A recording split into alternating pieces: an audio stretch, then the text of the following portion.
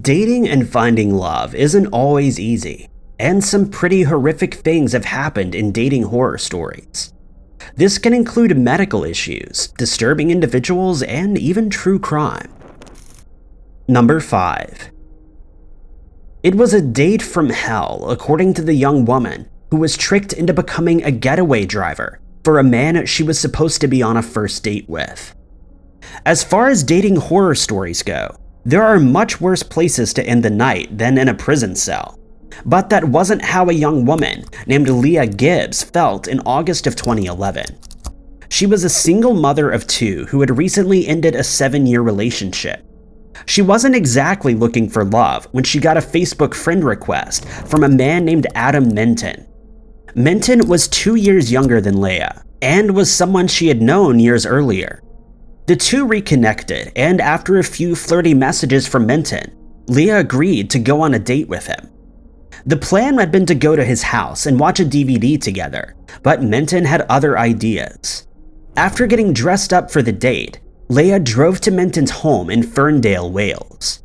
Rather than inviting her inside, Minton asked if she could give him a lift to a friend's house. Leah was a bit annoyed, but he assured her that it wouldn't take long, and she agreed. Minton directed Leah to a shopping area in a nearby town and asked her to wait while he went to see his friend. Just 5 minutes later, he rushed back and dived into her car, ordering her to drive. At this point, she had no idea what was going on. She thought he must have been in trouble and that someone was after him. She did as he asked, but the charming, charismatic man she'd been chatting with on Facebook was gone. Minton was now extremely rude. When she asked what was going on, he would tell her to shut up. They took the back roads back to Minton's home.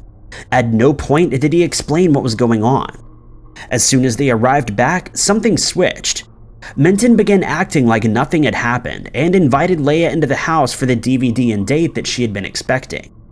At this point, there was no way that she planned to go through with the date. When she refused to go inside, Minton took her car keys and ran inside the house. Leah managed to get her car keys back and was about to leave again when police arrived. Minton hadn't been to visit a friend. He'd actually committed an armed robbery of a betting shop and used Leah as a getaway driver. Both were arrested, and Leah spent the night in a cell before Minton told police that she knew nothing about the crime. Police recovered the $250 that he stole from the shop. He would later confess to the crime in court. At first, he had a $2,000 debt due to an addiction to illegal substances, then admitted to a gambling problem. He was sentenced to 4.5 years in prison. Luckily for Leah, she wasn't charged with any crime, but ended the night with her own dating horror story.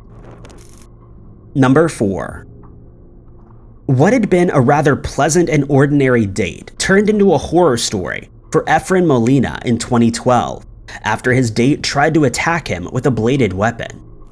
Efren had met Jillian Leigh Martone in mid-November 2012. They'd gotten on well enough and agreed to go on a date. Efren was 39, while Martone was 5 years his junior.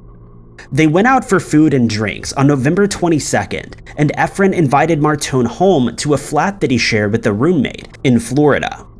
The date continued for several hours and seemed to be going well until Martone called herself Efren's girlfriend. A single date may seem a little soon to use such labels, and Efren agreed.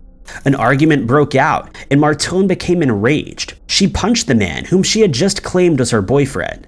Efren asked Martone to leave, and rather than leaving, Martone grabbed a blade from the kitchen and attacked her date. The real-life horror story thankfully didn't have a horror story ending.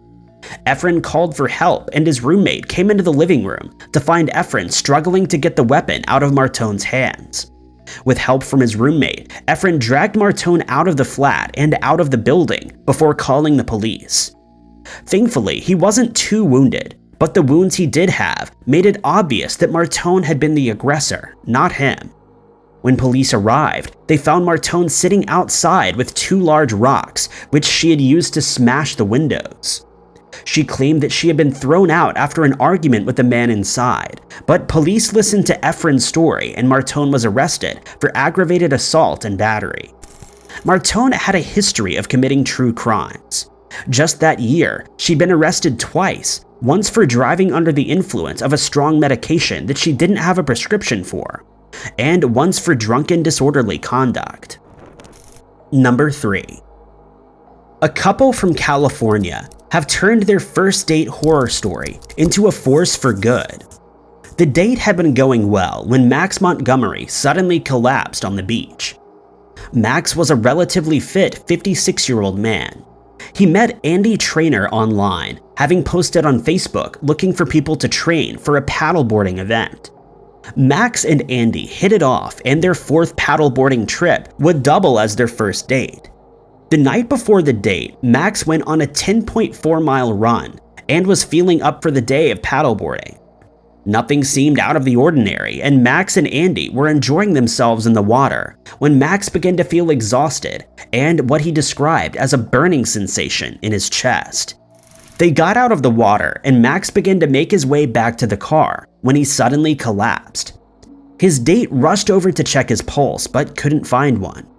Luckily for Max, Andy was a medical professional and worked as an anesthesiologist at Stanford University. The strange but true coincidence meant that Max and Andy's first date wouldn't necessarily be their last. Andy began CPR and called for help. Even though it was October, the beach was busy enough, and one of the people who came to help was a trained nurse. Andy continued CPR while they waited for the ambulance and performed mouth-to-mouth resuscitation. Max still hadn't started breathing on his own when the ambulance arrived. The emergency responders tried to use a defibrillator to restart his heart, but it wasn't until he was actually in the ambulance on the way to the hospital that they finally got a rhythm. Andy was left on the beach, not knowing if Max was going to live. At that point, it was definitely a first date horror story. Thankfully, Max did survive. Andy's quick work meant that his brain continued to get oxygen, and after heart surgery, he was his usual self again. The pair continued their relationship and turned their disaster of a first date into a force for good. They founded an organization to raise awareness of heart problems and encourage more paddleboarding fans to learn CPR. The date from hell and the couple's first kiss, as mouth-to-mouth has been called, was actually caught on camera and is part of the campaign. Number 2. Mina El-Khoury left her home in France with plans to travel to Morocco to finally meet the man that she'd met online. She had hoped that this would be a chance to relax, rest, and get to know this new person. But all of that turned into a real-life horror story. Mina had been feeling unwell for a while before the trip. She was tired all the time and no longer worked. So the trip was a chance to refresh, as well as to meet the man that she'd been talking with online for several months. She booked a 5-star hotel and promised that she would update her family when she was in Morocco. Originally, Mina was supposed to travel with a friend, but the friend pulled out of the trip at the last minute. Mina still decided to go, a decision that would have disturbing consequences. She checked into the room as planned, then went to visit a man she had come to meet. But Mina would never return to the hotel. Staff at the hotel grew concerned when Mina didn't come back. Mina's family also hadn't heard from her, so they contacted police in Morocco, who launched a missing persons investigation. It didn't take long for police to track down the man Mina had gone to meet, who wasn't named. They found muddy pants and a shovel in his home, then made a disturbing discovery in his backyard. Mina had been buried in a shallow grave. What was worse was that she'd been buried alive. The man quickly confessed to burying Mina. He said that they'd been together when she fell ill and collapsed. He'd panicked and, thinking she was no longer alive, decided to bury her. It would turn out he had acted a little too quickly. The reason why Mina had collapsed and why she'd felt so tired back in France was because she was an undiagnosed diabetic. Mina had actually fallen into a diabetic coma, something she could have easily survived if she'd gotten medical attention, but instead she'd been buried. It's not known exactly how much time had passed between when Mina was buried and when she was discovered, but sadly it was far too late to rescue her. When police discovered her body, she'd passed away due to a lack of oxygen. The man confessed and was charged with involuntarily taking Mina's life. Number 1. Kayla McCleary had been speaking with a man calling himself Alex James for a few weeks on a dating app when she agreed to go on a date with him. They got on well and their first date went off without any problems. Kayla went home at the end of the date and everything seemed fine. Except the man she'd gone on a date with wasn't Alex James. It was Trevor Double, a criminal with a lengthy record.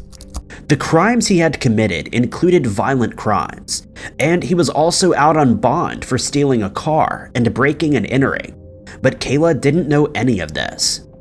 Then in April of 2021, Double showed up at her home to take her for breakfast for their second date. This hadn't been arranged, but Kayla went with him anyway. Instead of going to breakfast though, Double took her to his home where he allegedly kept her locked up for weeks. What caused this alleged crime isn't clear. According to Kayla, Double accused her of cheating on him and threatened her when she didn't confess. For some reason, Double bought Kayla several phones over the weeks that she was being held captive, but then would use them to hurt her. The attacks got worse and worse as time went on, and when Kayla was eventually rescued, she needed stitches. Kayla told police that she didn't think she could outrun him, but did try to escape on at least one occasion. She jumped out of a moving vehicle, leaving her with road rash on her legs, as well as other injuries she had sustained in the house. But the escape attempt didn't work. Eventually, Double decided to allow Kayla to go to the hospital for her injuries. Finally, she was able to get the help that she needed. According to reports, she begged the hospital staff for help. So far, the physical injuries she'd suffered wouldn't be life-changing, but she was sure things would only get worse if she went back to him. The police were notified, and eventually Trevor was arrested again and charged with grievous bodily harm. Thank you guys so much for watching. If you liked this video, be sure to hit that like button. Also, don't forget to subscribe and click that notification bell to keep up to date with all of our future uploads. But I've been Ty Knotts, and I'll catch you guys in the next video.